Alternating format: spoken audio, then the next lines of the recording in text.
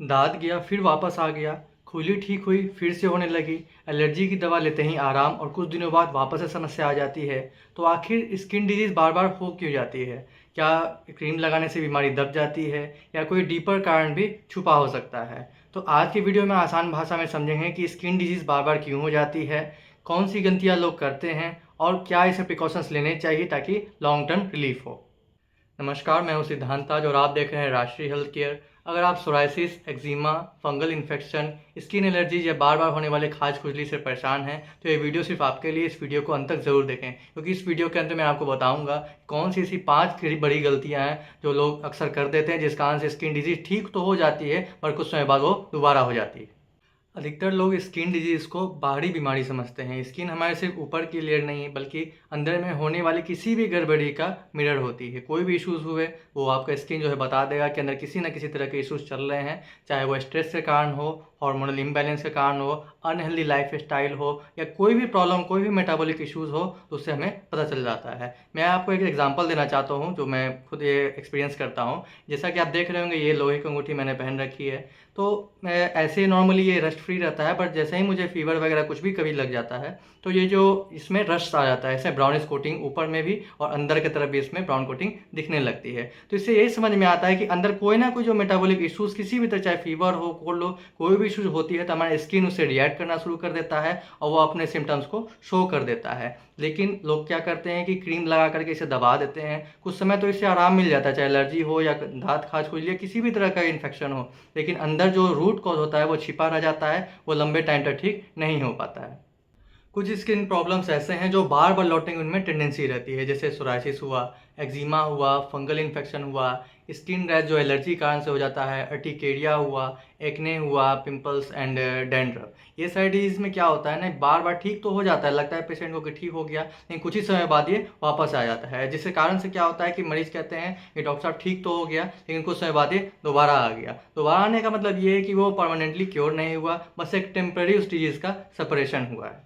अब मैं आपको बताऊंगा 5 मेन रीज़न जिसके कारण से स्किन डिजीज़ बार बार लौट जाती है। सबसे पहला और इम्पॉर्टेंट है जिसमें आपका ऑइंटमेंट से लोग ट्रीट करना चाहते हैं। बहुत सारे, मैं बताना नहीं चाहूँगा, लेकिन बहुत सारे डॉक्टर्स को, पेशेंट्स उन्हें ऐसा लगता है कि मैं सिर्फ ऑइंटमेंट दूंगा, lotions, creams, different types of oils वगैरह लगाऊंगा तो उससे पूरी तरह से ठीक हो जाएगा। लेकिन होता क्या है कि स्टार्टिंग में काफ़ी ज़्यादा रिलीफ मिलता है और टाइम टू टाइम ये चीज़ें और ज़्यादा कॉम्प्लिकेटेड हो जाती हैं, डिजीज़ और जो है टर्शियरी स्टेट में पहुँच जाता है धीरे धीरे करके, और उसको क्योर होना और भी ज़्यादा मुश्किल हो जाता है। ये था आपका पहला कारण। दूसरा हम देखते हैं कि इसमें जो ट्रीटमेंट को लोग बीच में ही छोड़ देते हैं। कहीं भी आपका ट्रीटमेंट चल रहे हैं, मतलब देखिए जो एक्सटर्नल ऑइंटमेंट्स अगर कोई प्रिस्क्राइब कर रहे हैं और साथ में इंटरनल मेडिसिन भी दे रहे हैं, तो पेशेंट्स क्या देखते हैं कि ऊपर से सही लग रहा है, हमें दाग जो है हल्का लग रहा है, जो कुछ भी इशू था जो दिख रहे थे वो कम लग रहे हैं, काफ़ी ज़्यादा कम लग रहे हैं, इचिंग लगभग जीरो हो गई है। तो ऐसी स्थिति में पेशेंट क्या होते हैं, ज़्यादा ओवर कॉन्फिडेंस में ट्रीटमेंट को बीच में ही छोड़ देते हैं, जिस कारण से 2-4 महीने 6 महीने बाद होता क्या है,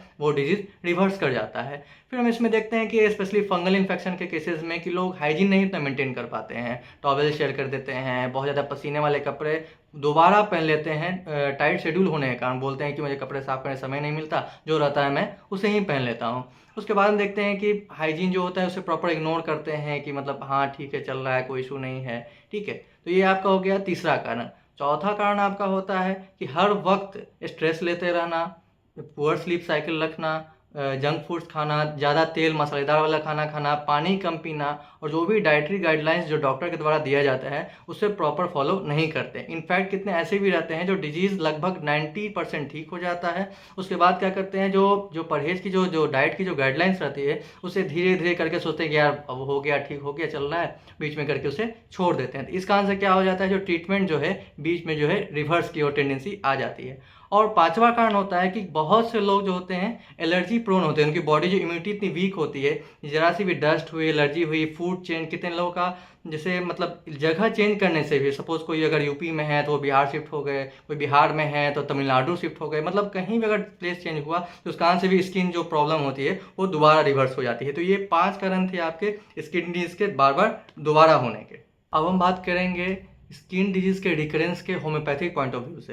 देखिए, होम्योपैथी जो है किसी पेशेंट के डिजीज़ को नहीं, पेशेंट को एज ए होल ट्रीट करती है, और होम्योपैथी का जो प्रिंसिपल है, जो उसका सिद्धांत है वो ऐसा है कि वो एक्सटर्नल एप्लीकेशंस के पूरी तरह से खिलाफ है, तब जब आपका जो इंटरनल इम्बैलेंस के कारण स्किन इश्यूज हुई हो।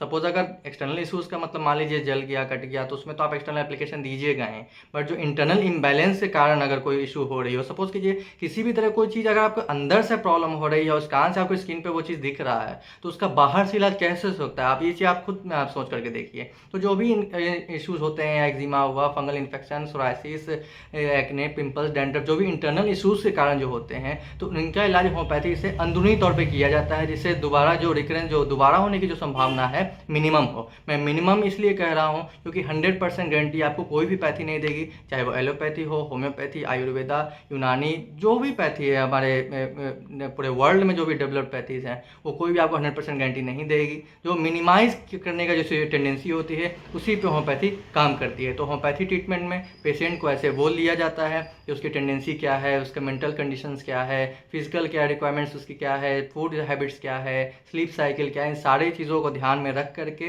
किसी पेशेंट को दवा दी जाती है, जिससे उसे तुरंत उसे लाभ भी मिले, साथ ही साथ लॉन्ग टर्म क्योर रहे।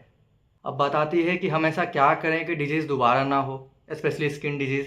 तो सबसे पहला आपका आता है, आप ट्रीटमेंट को आप पूरा करें। आपको रिलीफ मिल रहा है, आप काफ़ी हद तक ठीक हो चुके हैं, अच्छी बात है, बहुत अच्छी बात है, लेकिन आप ट्रीटमेंट को पूरा करें। जब तक पूरी तरह से डॉक्टर आपको डन ना बोल दें, आप ट्रीटमेंट कराते रहिए। जब पूरी तरह से ठीक हो जाइए, जब डॉक्टर आपको बोल दे कि हाँ आप जा सकते हैं, तो आप खुशी खुशी वहाँ से आप विदा ले लीजिए।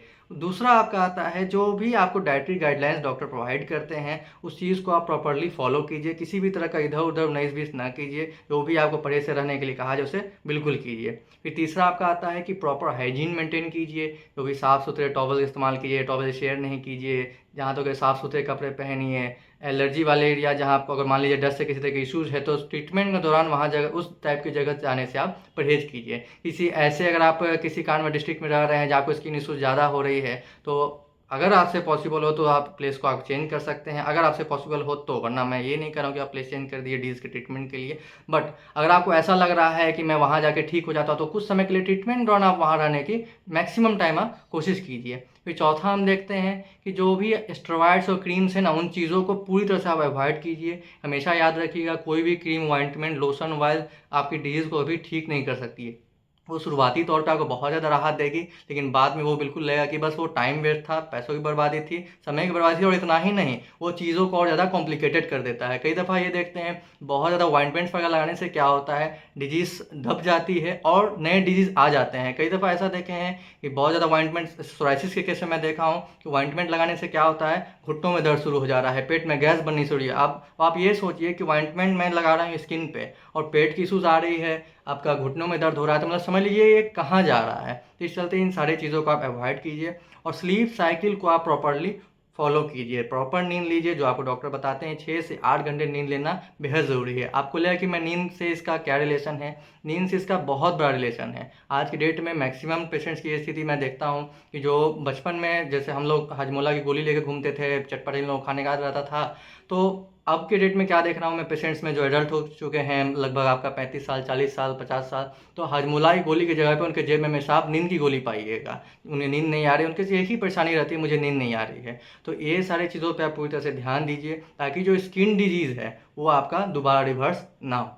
तो स्किन डिजीज़ का बार बार लौटना बैड लक नहीं है, बल्कि इसके डीपर रीज़न जो होते हैं उन्हें रेक्टिफाई नहीं किया जाता है। इस कारण से प्रॉब्लम बार बार रिवर्स हो जाती हैं। तो अगर आपको इस वीडियो से आपको लाभ मिला हो, आपको सारी जानकारी आसानी समझ में आ गई हो, तो इस वीडियो ज़रूर लाइक करें और कमेंट करके ज़रूर बताएं कि आप अगली वीडियो किस टॉपिक पर चाहते हैं। तब तक के लिए मेरे चैनल से जुड़े रहें और मेरे चैनल को जरूर सब्सक्राइब करें। धन्यवाद।